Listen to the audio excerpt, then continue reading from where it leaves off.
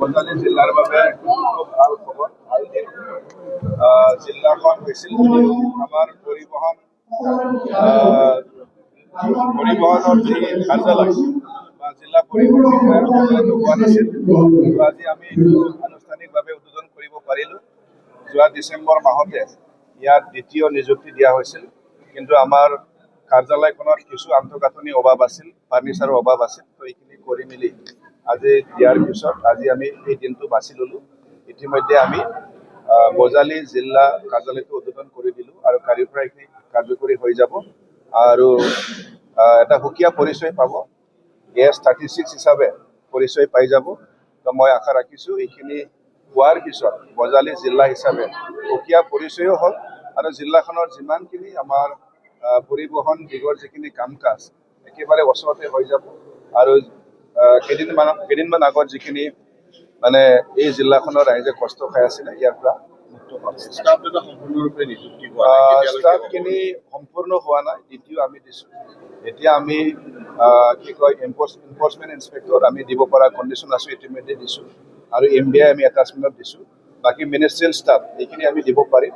কিছু আমাৰ অকণমান কমিশনাৰ অফিচত কাম আছে, এইখিনি কৰাৰ পিছত এইখিনিও আমি দিব পাৰিম।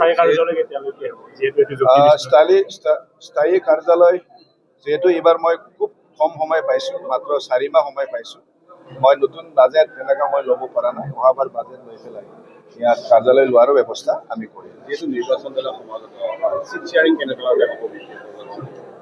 এইটোতো আমাৰ এনে বুজাবুজি আছে, কিন্তু আনুষ্ঠানিকতা হোৱা নাই। কিন্তু চিট শ্বেয়াৰিং আমি বুজাবুজিৰ দ্বাৰাই এইটো হ'ব আৰু আমি খুব আশাবাদী এইবাৰ BTC অঞ্চলৰ যিমানখিনি আমাৰ 15টা চিট আছে 15টা চিটো আমি ইণ্ডিয়াৰ দখলত ৰাখিম। BPPৰ লগতো মিত্ৰতা হ'ব নেকি? বিষয়টো আমি BPA বিচাৰি একেবাৰে নাজানো। আমি যি কথা পাতি আছোঁ BJP আৰু BPA বিচাৰি কথা পাতি আছোঁ। ৰাজ্যসভাৰ আসনৰ কাৰণে আমি বিচাৰিছিলোঁ।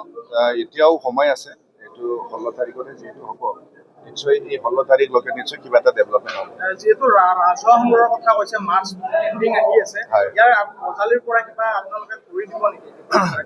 এতিয়া নতুন জিলা হিচাপে আগতো টাৰ্গেট দিয়া নাছিলে, এতিয়া আকৌ আমি কথা পাতিম। যদি ইয়াৰ পৰা টাৰ্গেট দিব লাগে টাৰ্গেট দিম, কিন্তু ৰাজহ সংগ্ৰহত আমি বহুত গুৰুত্ব দিছোঁ। জিৰ' এক্সিডেণ্টৰ কথা কৈছোঁ, আমি এই ক্ষেত্ৰত খুব গুৰুত্ব দিছোঁ। ৰোড ছেফটিৰ ওপৰত অকল আমি বুলি নহয়, আমাৰ মদৰ তৰফৰ পৰা আমাৰ কি কয় কেন্দ্ৰীয় মন্ত্ৰী ডাঙৰীয়া তেখেতেও খুব গুৰুত্ব দিছে কেনেকৈ আমি মানে এক্সিডেণ্টটো কমাব পাৰোঁ। এই দিশত আমি কাম কৰি আছোঁ।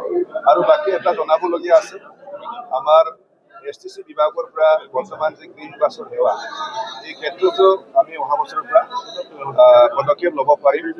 এইবাৰ আমাৰ হাতত বাছ আছে যদিও নতুনকৈ কি কয় গুৱাহাটী নগৰৰ কাৰণে আমি 100খন গ্ৰীণ বাছ পাইছোঁ, কিন্তু আমাৰ নিজা বাছ যিটো নেকি গুৱাহাটীত চলি আছিলে এইখিনি আমি ৰুৰেলত দিব পৰা অৱস্থাত আছোঁ। কিন্তু কথা কি হ'ল, আমাৰ ৰুৰেল বা জিলা হেডকোৱাৰ্টাৰবিলাকত এতিয়া আমি চাৰ্জিং ষ্টেচন বনাব পৰা নাই। তো চাৰ্জিং ষ্টেচন বনাবৰ কাৰণে এতিয়া বাজেট ল'ব পৰা নাই। অহাবাৰ চাৰ্জিং ষ্টেচন বনাবৰ কাৰণে আমি বাজেট ল'ম, তেতিয়া আমি আমাৰ ৰুৰেল এৰিয়াবিলাকতো বা ডিষ্ট্ৰিক্ট হেডকোৱাৰ্টাৰবিলাকতো আমি গ্ৰীণ বাছৰ সেৱাটো আগবঢ়াব পাৰিম।